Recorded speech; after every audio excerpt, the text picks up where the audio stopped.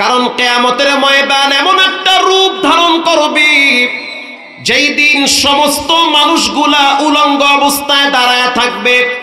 শুধু তাই না, নবীরা পর্যন্ত উলঙ্গ অবস্থায় থাকবে, কেউ কারো দিকে তাকাবার মতো সাহস পাবে না।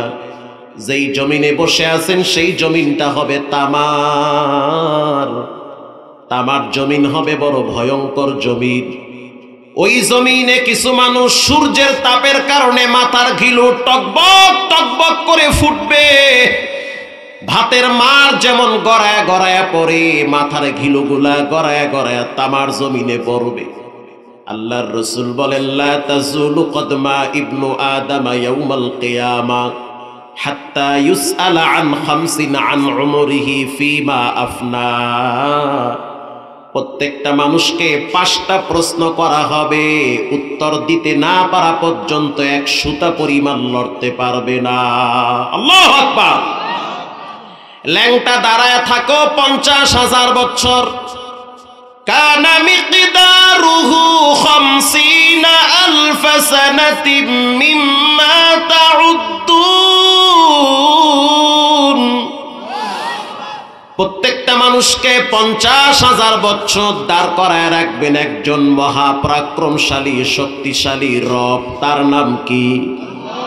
দাঁড়ায় থাকো, লড়তে পারবা না, কারো দিকে তাকাইতেও পারবা না। এমন কিছু সিমটম যেটা আল্লাহ কিয়ামতের ময়দানের কিছু নমুনা মাঝে মাঝে দুনিয়াতে দেখায়। যেমন ঢাকায় রানা প্লাজা যেদিন ভেঙ্গে পড়েছিল, দেখার জন্য গেছি, বিশ্বাস করেন আমার চোখ সাক্ষী, এমনও যুবক দেখছি যার হাত কেটে বিল্ডিং এর ভিতর থেকে বের করা লাগছে। এমনও যুবক দেখছি যার জিহ্বাটা একেবারে চাটতে চাটতে চাটতে চাটতে জিহ্বা লাল ছিল, সাদা হয়ে গেছে। সে বলে, পানির পিপাসায় আমি নিজের ঘাম জিহ্বা দিয়া চাটছি। 4 দিন পর্যন্ত চিপার ভিতরে ছিলাম, কোনো মতে শ্বাস টানতে পারতাম। আবার হঠাৎ পাশের চিপার ভিতরে আগুন লাগছে, আগুনের তাপের কারণে কলিজা শুকায় গেছে। তখন মনে হইতেছে যে কিয়ামতের ময়দান বুঝি কায়েম হয়ে গেছে। পানির জন্য চিৎকার মারি, কে পানি খাওয়াবে? প্রত্যেকেই তো পানির জন্য পিপাসিত। ওখানে এমনও যুবক দেখছি যার বাড়ি তারা সিরাজগঞ্জ, চোখের পানি ছেড়ে বলে, এমন একটা সিচুয়েশন পার করছি যখন নিজের শরীরের চামড়াগুলো কামড় দিয়ে রক্ত বের করে জিহ্বা দিয়া চুষে চুষে ভিতর থেকে পানির পিপাসা নিবারণ করছি। কারণ পানি খাওয়ানোর মতো কেউ ছিল না। গত বছর ঢাকায় রেস্টুরেন্টে আগুন লাগছিল, সেখানে ডিআইজির মেয়ে আগুনে পুড়ে দগ্ধ হয়েছে, উকিলের মেয়ে আগুনে পুড়ে কয়লা হয়ে গেছে, নিচতলায় আগুন লাগছে, 3 তলায় পাগলের মতো হয়ে গেছে। ওখান থেকে একজন যুবক ফিরে এসেছে যিনি ঢাকায় বুয়েটে পড়ে। হুজুর, আমার মনে হচ্ছে কিয়ামতের ময়দান কায়েম হয়ে গেছে। কেউ কাউকে চিনে না, অথচ সবাই সবাইরে চিনে। কেউ কাউকে সামনে যেতে দেয় না, ফাঁক পাইলে লাভ দেয়। প্রত্যেকেই যার যার জীবন নিয়ে ব্যস্ত। বিশ্বাস করেন, যাদেরকে আপনারা বন্ধু ভাবতেছেন, আপন ভাবেন, বিপদে পড়লে অনেকেরই কাছে পাওয়া যাবে না। কেমনে ঠিক? এই যে কয়েকদিন আগে দেখছেন দরবেশ বাবা পলাইতে চাইছিল, পলাইতে পারছে। আইনমন্ত্রী আর দরবেশ বাবা দুইজনে বন্ধু না? কথা কন নাকি? পরামর্শ দিছে দাড়ি কামাও, বাঁচতে পারবো। কহা বাঁচতে যাবা, কামাইছে দাড়ি, কি করা যায়? প্যান্ট শার্ট যা আছে সব খোল, লঙ্গি পড়ছে, লঙ্গি ধরা খায় গেছে। আইনমন্ত্রী যখন প্রথম ধরা খাইল, ওই ফাঁক দিয়া কিন্তু সালমান এফ রহমান পালাইতে পারত, কিন্তু তার ঘনিষ্ঠ বন্ধু আইনমন্ত্রী আনিসুল হক বলে, খালি আমারে দেখলে হবে না, সালমান এফ রহমান তো পাশ দিয়ে যাইতে আছে, আরে কেন ধরেন না? বিপদে পড়লে কেউ কাউরে চিনতে চায় না। কথা কন না কা? জেলখানায় বর্তমান যিনি টেলিযোগাযোগ মন্ত্রী, প্রযুক্তি মন্ত্রী, জুনায়েদ আহমদ পলক সাহেব তার বক্তব্য হলো, আমার কোনো দোষ নাই, আমাক ক্ষমা করে দেন। দোষ কার? বলে দোষ সব হইছে ম্যাডামের। তাহলে বিশ্বাস করেন, বিপদে পড়লে ছেলে বাবারেও চিনতে চায় না। ইয়াউমা লা ইয়ানফাউ মালু ওয়ালা বানুন।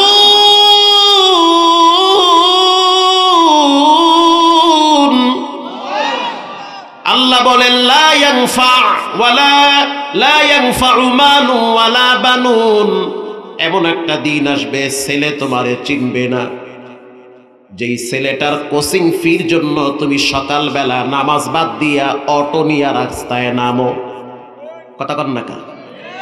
যেই মেয়েটার কোচিং ফি দেওয়ার জন্য তুমি সকালবেলা চাকরি করার জন্য অফিসে যাও, মাগার তুমি নামাজ পড়ো না, আল্লাহর কসম দিয়া বললাম এমন একটা দিন আসবে কলিজার টুকরা ছেলে মেয়েগুলাও আপনারে চিনবে না, চিনবে না। ডাইরেক্ট অস্বীকার করবে, অথচ চিনবে, পরিচয় দিবে না, না চেনার ভান ধরবে।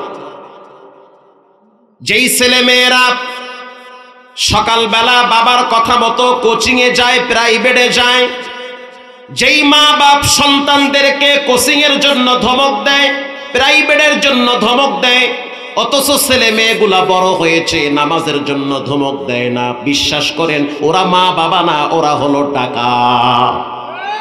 আরো জোরে বলেন ঠিক না ব্যাঠিক? কিসের মা বাপ?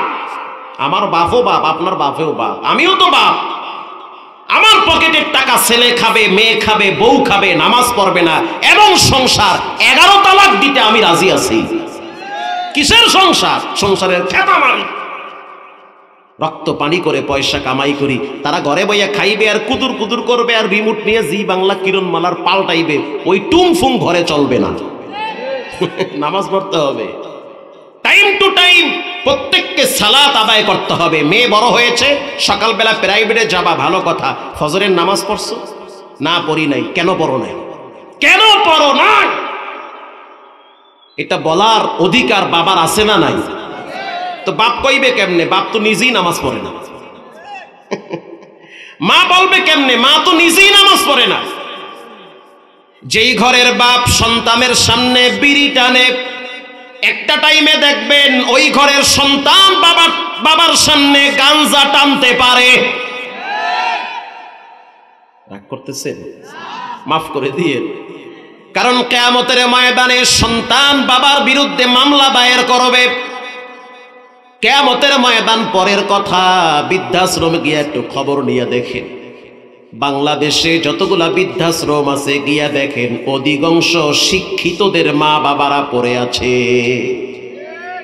সন্তান কানাডায় থাকে, বাপ বৃদ্ধাশ্রমে, সন্তান উকিল, বাপ বৃদ্ধাশ্রমে, সন্তান গুলশানে থাকে, বাপ বৃদ্ধাশ্রমে, সন্তান ব্যারিস্টার, বাবা রিক্সা চালায়, সন্তান উকিল, বাবাই ভিক্ষা করে। কথা কন না কা? অভাব নাই। এর কারণ হলো মা বাবা নষ্ট বানায়, মা বাবারা চেষ্টা করে না। দুনিয়ার লাইনে ছেলে মেয়েদেরকে যেই পরিমাণ চেষ্টা করায় দুনিয়া বুঝায়, এর অর্ধেক মা বাবারা চেষ্টা করে আল্লাহ এবং নবীরে চিনায় না। এজন্য ধরা খাওয়া লাগে। আমি আমার আব্বারে দেখছি সকালবেলা চিকন কঞ্চি নিয়ে মসজিদের বারান্দায় বসে থাকতো। একদিন যদি নামাজে দেরি করে যেতাম, বিশ্বাস করেন ঠান্ডার ভিতরে পাছার কাপড় টান কইরা বিসমিল্লাহ ছাড়া 3টা মারতো। ওরে বাবা রে বাবা, মনে হয় যেন কাটতে কুইটে সব হালাই দিছে, মনে হয় মলম লাগাই দিছে। এখনো পর্যন্ত বাবার দিকে তাকায়া কথা বলার সাহস পাই না। আমরা 7টা ভাই বোন, আল্লাহর দরবারে শুকরিয়া। এটা আল্লাহর পক্ষ থেকে নিয়ামত যে এমন একটা বাবার ঘরে দুনিয়ায় পাঠাইছে যেই বাবা নামাজের ব্যাপারে কোনো ছাড় নাই, ইসলামের ব্যাপারে কোনো ছাড় নাই, কোরআনের ব্যাপারে কোনো ছাড় নাই। বাবার কথা হলো অনেক লেখাপড়ার দরকার নাই, অত বড় শিক্ষিত হওয়ার দরকার নাই, তবে টাইম টু টাইম নামাজ পড়া লাগবে, রবকে চিনতে হবে। কত পণ্ডিত বাবা, অত পণ্ডিত ডাইনে বামে বহুত দেখছি, শেষ বয়সে ঘোড়ার ঘাস খাওয়ায় বাপ না। লেখাপড়া করতে মনে চাইলে এমন লেখাপড়া করবা যেই লেখাপড়া তোমাকে আল্লাহ চিনায়, নবী চিনায়, ইসলাম চিনায়, মানবতা চিনায়, ভদ্রতা চিনায়, দেশ প্রেম শিখায়, এমন লেখাপড়া করতে হবে। যেই লেখাপড়ার দ্বারা কলমের খোসায় গরিবের রক্ত চুষা টাকা পকেটে নেয়, এমন লেখাপড়ার দরকার নাই। আপনার সন্তান ডাক্তার হবে, ডক্টর হবে, প্রফেসর হবে, শুনে নেন, সন্তানটাকে প্রথমে সকালবেলা কোরআনের ট্যাবলেট খাওয়ানো লাগবে। কাঁচায় না নইলে বাস, পাকলে করে ঠাস ঠাস। বিশ্বাস করেন, কাদা যদি ওয়ালে লাগান লাগবে না, পড়ে যাবে, লেগে যাবে। কাদা কাদা কাদা দিয়া কলস বানানো যায়, যায় কি যায় না? আবার এই কাদা দিয়া ঘর বানানো যায়, কাদা দিয়া পাতিলা বানানো যায়, কাদা দিয়া গিলাস বানানো যায়। জানতে চাই, এই কাদাটা যদি রোদরে শুকাইয়া শক্ত বানান, তাহলে কি আর কলস বানানো যায়? এটা পাইকে গেছে গা। ঠিক তেমনি ভাবে আপনার বাচ্চাগুলা কাদা। আল্লাহু আকবার বলেন। বাচ্চাগুলা কি কাদা। সকালবেলা যদি কাঁচামরিচ, পেঁয়াজ, এরপরে এক থাল পান্তা খান, আর যদি সারাদিন আপনি পোলাও কোরমা খান, জানতে চাই সন্ধ্যার টাইমে ঢেকুর আসবে কোনটা? কাঁচামরিচ, পেঁয়াজ। আল্লাহর কসম দিয়া বললাম, কাফারা দেওয়া লাগবে না। সন্তান ডাক্তার হবে, ইঞ্জিনিয়ার হবে, শিক্ষিত হবে, অবশ্যই হবে, দরকার আছে। কিন্তু প্রত্যেকটা বাচ্চা ছোটবেলায় থাকে কাদা, ওরে যেমনে চালাবেন তেমনে চলবে। কমপক্ষে 3টা বছর সন্তানকে কোরআন শিখাতে হবে, যার ভিতরে কোরআনের ন্যূনতম জ্ঞান থাকবে।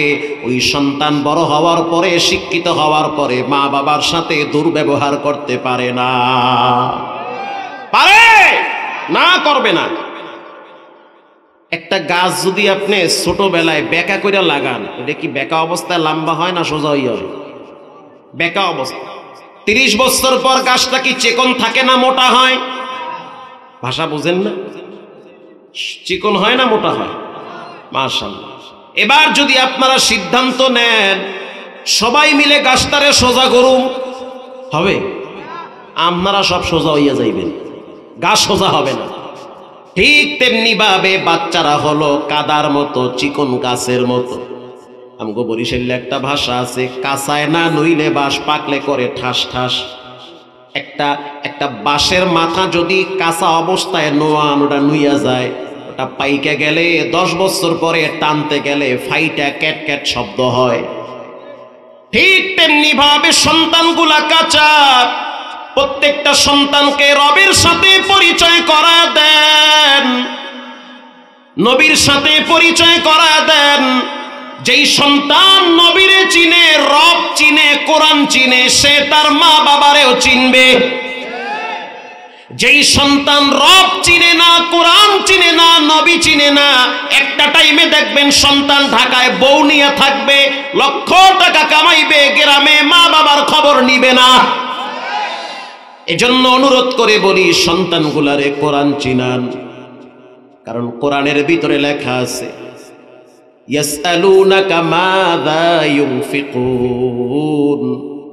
আল্লাহ টাকা পয়সা হইলে কোথায় ব্যয় করব? আল্লাহ বলেন, কুল মা আনফাকতুম মিন খায়রিন ফালিল ওয়ালিদাইনি ওয়াল আকরাবিন। টাকা পয়সা ব্যয় করার প্রথম খাত হলো মা আর বাবা। সুবহানাল্লাহ। হে যুবক, তোমার পকেটে যখন নতুন টাকা আসবে, এই টাকাটা প্রথম ব্যয় মাদ্রাসা মসজিদে না, প্রথম ব্যয় করবা তোমার মা বাবার জন্য। আসতে বলবেন না, জোরে বলেন। এটা কোরআনের শিক্ষা। ইয়াসআলুনাকা মাযা ইউনফিকুন। হে নবী, আপনার কাছে মানুষ প্রশ্ন করবে, নতুন টাকা কামাইলে কোথায় ব্যয় করবে? নতুন চাকরি পাইছে, নতুন ব্যবসায় ভালো টাকা কামাইছেন, আল্লাহ বলেন, নবী আপনি জানায় দেন, কুল মা আনফাকতুম মিন খায়রিন ফালিল ওয়ালিদাইনি ওয়াল আকরাবিন। টাকা পয়সা ব্যয় করার প্রথম খাত হলো মা আর বাবা। তাদের জন্য যদি ব্যয় করা হয়, তাদের দিল ঠান্ডা হয়, তো রব খুশি হয়ে যায়। এরপরে আল্লাহ বলেন, নবী আপনি জানায় দেন। একজন সাহাবী এসে বলে, হুজুর আমার মনটা খুব খারাপ। কেন?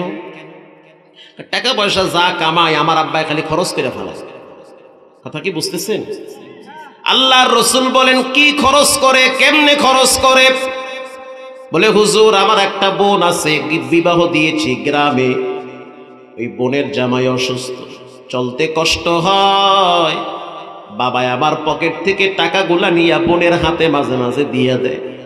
আল্লাহর নবী বলেন সাবধান, বাবার ব্যাপারে অভিযোগ দিও না, ওই টাকাগুলাও তোমার বাবার, তুমিও তোমার বাবা। আল্লাহু আকবার বলেন। টাকাও তোমার বাবার, তুমিও তোমার বাবার। আমি বলিও না, আমি বলতে কিছুই নাই, যা কিছু আছে সব তো একমাত্র একজনের, তিনি হলেন কে? আল্লাহ তাআলা। এজন্য মা বাবার জন্য যারা খরচ করেন মন খারাপ করবেন না। আব্বা আম্মার জন্য খরচ করলে রব্বুল আলামিন রহমত আর বরকতের দরজা একটা একটা করে খুলে দেয়। 2016 সাল হজের সফরে গেলাম, তখন দেখলাম বাইতুল্লাহর চতুর্দিকে কেরানীগঞ্জের একজন রিকশাওয়ালা লাব্বাইকের আওয়াজ দিতেছে। সে বলল হুজুর আমি এর আগেও একবার হজে আইছি। কত সালে? বলে আসছি 12 সালে। তা আপনারে দেখছি কেরানীগঞ্জে মাথায় টুপি দিয়া রিকশা চালান, আর এখন দেখলাম বাইতুল্লাহর চতুর্দিকে লাব্বাইকের আওয়াজ দেন। হজে আসতে তো 4 লাখ 5 লাখ টাকা লাগে, কেমনে এটা ম্যানেজ করেছেন? সে জবাব দিল গরিব মানুষ আমি, আমার কোনো যোগ্যতা নাই। হজে আসার পিছনে সবচেয়ে বড় অবদান হলো আমার মায়ের দোয়া। আরে মুখ খুলে বললেন সুবহানাল্লাহ। আমার মায়ের দোয়া। আমি রিকশাওয়ালা মানুষ, সংসার চালাইতে কষ্ট হয়, পরিশ্রম করে করে টাকা কামাই করি। হজ করাটা, মসজিদ মাদ্রাসায় দান করা টাকার ব্যাপার না, তকদিরের ব্যাপার। কথা ঠিক না ব্যাঠি? তকদিরের ব্যাপার। সেই রিকশাওয়ালারে খালি আমি দেখি নাই একা, বাংলাদেশের কয়েকজন আলেম দেখছে। এর ভিতরে উল্লেখযোগ্য একজন আলেম মাওলানা হাফিজুর রহমান সিদ্দিকী কুয়াকাটা। তিনি যখন হজের সফরে ছিল, তিনিও রিকশাওয়ালারে লাব্বাইকের আওয়াজ দিতে দেখছে। আশ্চর্য বিষয় হলো রিকশাওয়ালার সাথে আমি অনেকক্ষণ গল্প করলাম, এটা কেমনে সম্ভব? তার প্রথম উত্তর হলো এটা আমার মায়ের দোয়া, এটা আমার মায়ের দোয়া। কারণ রাসূল বলেছেন আল জান্নাতু তাহতা আকদামিল উম্মাহাত। পৃথিবীর সন্তান শুনে নাও, তোমার মায়ের পায়ের নিচে তোমার রব জান্নাত রেখে দিয়েছে। তো জান্নাত যদি রাইখা দেয় বাকি আর কি বাদ আছে? এবার রিকশাওয়ালা বলল হুজুর আমি তো রিকশা চালাই কেরানীগঞ্জে, রিকশা চালানোর সময় কত ধনী মানুষ আমার রিকশায় উঠে, কত টাকাওয়ালারা উঠে, আমার কোনো আফসোস নাই। যেদিন আমার রব আমারে কবুল করবে সেদিন আমি যেতে পারবো, কবুল না করলে শিল্পপতি টাকা নিয়ে ঘরবে, কিন্তু আল্লাহ বাইতুল্লাহ নিবে না। এবার সে বলল হুজুর আমি ঘটনাক্রমে একদিন কেরানীগঞ্জের হাউজিং এর একটা গেটের সামনে দাঁড়িয়ে আছি। ওই হাউজিং এর ভিতরে অনেক ধনী মানুষরা আইসা প্লট কিনে। কথা বুঝতেছেন? প্লট কিনে, ছোট ছোট প্লট গুলা তারা ক্রয় করে। এমনও কিছু হাউজিং আছে যার ভিতরে রাস্তাই নাই, চাট দেখায় দেখায় জায়গাগুলা বিক্রি করে। তো সেই সম্পদওয়ালা নিজের দামি গাড়িটা রাইখা সে রিকশায় চড়ে ভিতরে ঢুকার জন্য ব্যস্ত হয়ে গেছে। ভিতরে ঢুকবে, সে আমাকে বলল, কথা লেগে গেছে, এনার আওয়াজটা পাই আমি বস ভুলে গেছি, কি কমু, কোন দিকে যাবো, কথা বলা যাবে না, একটা সাউন্ড করা যাবে না। কথা বলতে মনে চাইলে 3 কিলোমিটার দূরে গিয়ে কথা বলতে হবে। তাকবীর দেন, আল্লাহ নারায়ে তাকবীর। রিকশাওয়ালা বলল আমি আর সহ্য হয়ে গেলাম। দুপুরের টাইমে নামাজের আগ মুহূর্তে গাড়ি রাইখা আমাকে বলল ভিতরে যাবেন, কারণ ভিতরে কোনো গাড়ি ঢুকবে না। আমি তাকে বললাম স্যার আপনি আমার রিকশায় উঠেন, আমি ভিতরে নিয়ে যাব। আমি তাকায় দেখলাম দাড়িওয়ালা মানুষ, কিছু দাড়ি পেকে গিয়েছে, কপালে সিজদার চিহ্ন আছে। সবাই তো আর 9-6 কইরা পয়সা কামায় না, আল্লাহ অনেককে বহিদ পন্থায় 1000 কোটি টাকার মালিক বানায়। কথা ঠিক না বেঠি? এবার সে বলল, হুজুর, যখন সে আমাকে বলল চলেন ভিতরে যাবেন নাকি, তখন আমি রাজি হয়ে গেলাম। স্যার, আপনি আমার রিকশায় উঠে, আমি আপনাকে নিয়ে যাব। সে আমাকে বলল, ভাড়া কত, যেহেতু রাস্তা খারাপ। আমি তখন বললাম, আপনার যেটা মনে চায় দিয়েন। বলে, না, ভাড়া ফিক্স না করে আমি যাই না। তখন আমি তাকে বললাম, 100 টাকা দিবেন। ওই সময়ের 100 টাকা বর্তমান ধরেন 300-400 টাকা, তাও খুব বেশি আগের কথা না, 2012 সালের কথা। সে রাজি হয়ে গেল। তো আমি তাকে রিকশায় চড়াইয়া ভিতরে যাইতেছি। ইতিমধ্যেই জোহরের আজান হয়ে গেছে। হাউজিং এর ভিতরে ভাঙ্গা একটা টিনের মসজিদ। আমি বললাম, স্যার, আপনি কি নামাজ পড়েন? বলে, হ্যাঁ, নামাজ পড়ি। তাহলে চলেন দুইজনে নামাজটা শেষ করে আপনাকে হাউজিং এর ভিতরে অফিসে নিয়ে যাব। রিকশাওয়ালা এবার বলল, হুজুর, আমি মসজিদে ঢুকলাম। সাহেব মসজিদে ঢুকছে। নামাজ শেষ করার পর স্যার দেখলাম দ্রুত বের হয়ে গেল, তার তারা আছে। আমি ভিতরে বৈশা নামাজের পরে 100 বার জিব্বা লড়ায় লড়ায় দুরূদ শরীফ পড়ছি। এটা আমার নিত্যদিনের আমল। যে ব্যক্তি দুরূদ শরীফ পড়ে, রব্বুল আলামিন তার অশান্ত দিলকে শান্ত করে দেয়। যে ব্যক্তি দুরূদ শরীফ পড়ে, রব্বুল আলামিন তার দোয়া কবুল করে নেয়। যে দুরূদ শরীফ না পড়ে দোয়া করে, তার দোয়া আসমানের নিচে ঝুলে। যে ব্যক্তি নবীর উপরে দুরূদ শরীফ পড়ে, ফুলান ইবনে ফুলান, বাবার নাম সহ ছেলের নাম রাসূলুল্লাহর রওজায় পৌঁছায়া দেওয়া হয়।